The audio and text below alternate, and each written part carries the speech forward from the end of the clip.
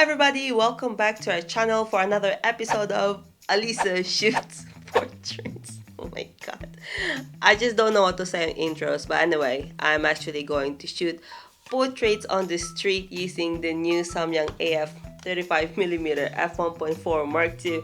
This was just released back in March, if I remember correctly, with my Sony a7 IV, which I am using right now filming this intro right here.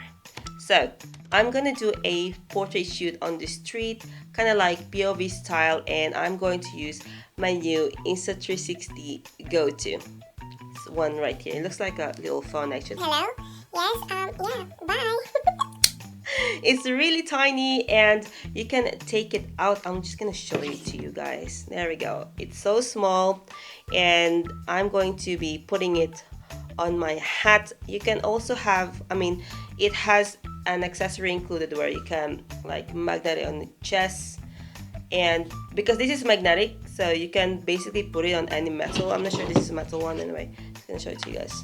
Oh, it looks like metal, but it's not metal. Now I look stupid from doing that. Anyway, I originally planned this whole photo shoot to be just POV, basically the entire video to be just taken with the Insta360 GO II, but as I reviewed the video I've taken that day, the mic of this tiny camera is not so good. Quite understandable. It is small. The mic is okay, but it records absolutely everything. So like, there's a lot of distracting noises there, cars, horns, and stuff like that. Anyway, so I'm gonna have to deal with it by doing a voiceover on my actual shoot. It's kind of annoying anyway, but I'm just gonna try and say whatever is I filmed, and I hope you guys understand it. Anyway, let's go ahead and start shooting. First off, taking photos on the street, but don't worry guys, this street is only open for pedestrians, so we're pretty safe.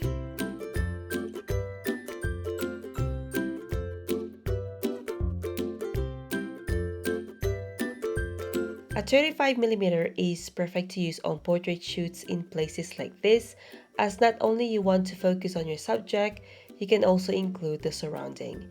It's good for full body and headshots, basically a very diverse focal length to use.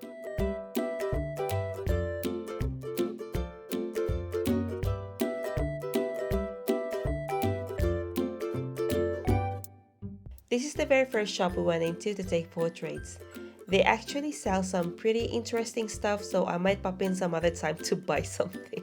Anyway, I totally forgot that I am changing from natural light to the lights available inside the shop, so I hadn't thought about the light bending. This means I haven't changed my shutter speed. Damn. This is the very first day I took out my Sony a7 IV, so I forgot its anti-flicker feature. Let me show you one photo I took with strong light bending.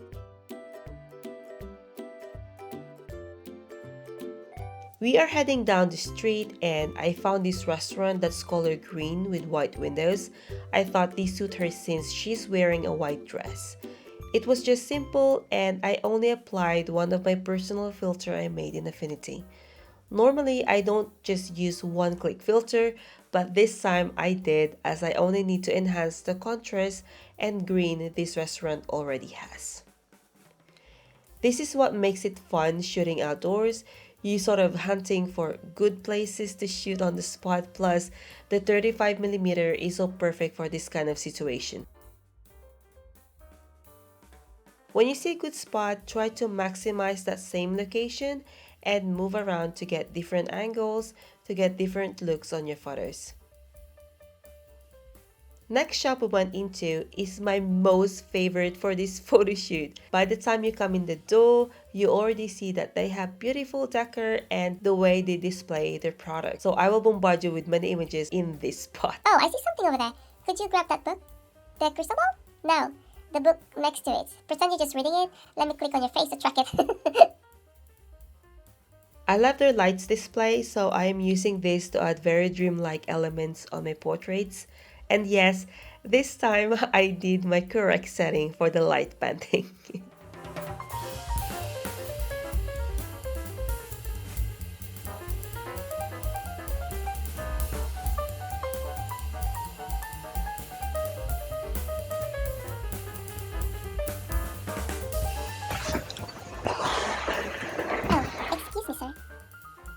The hanging displays on the wall makes a nice touch too.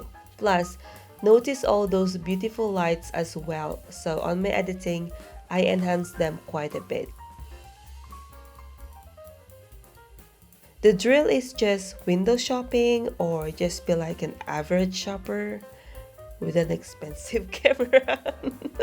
The autofocus of this combination, the 35mm and Sony A7 IV, is amazing, so I get my shots quickly and move on to the next. What I like about this city is it has many places with beautiful streets, and I always like shooting in these kind of areas. Could you pretend walking towards me? So walk back a bit, all the way to the door over there.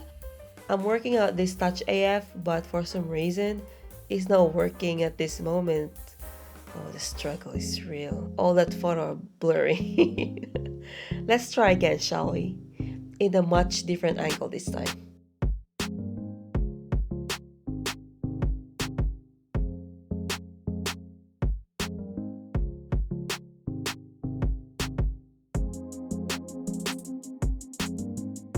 You can see that the light is coming from the left side, so taking photos on this side will be good, so I just asked her to stand there pretending to wait for someone. But I see that distracting pipe, so we needed to adjust a bit further to avoid it.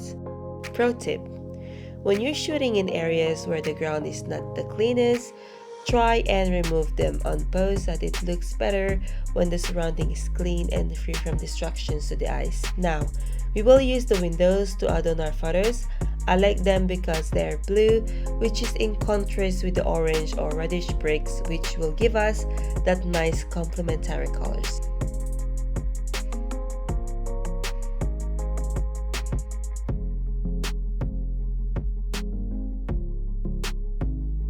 For the last part, we are shooting in direct sunlight.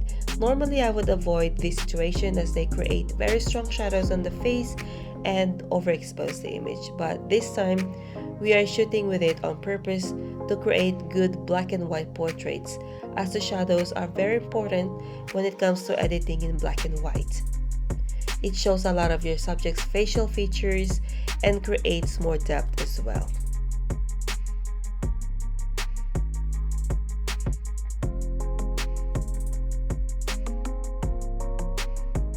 So that's it for today's video. I hope you guys enjoyed it. Please don't forget to subscribe to my channel, and I'll see you guys on my next video. Bye!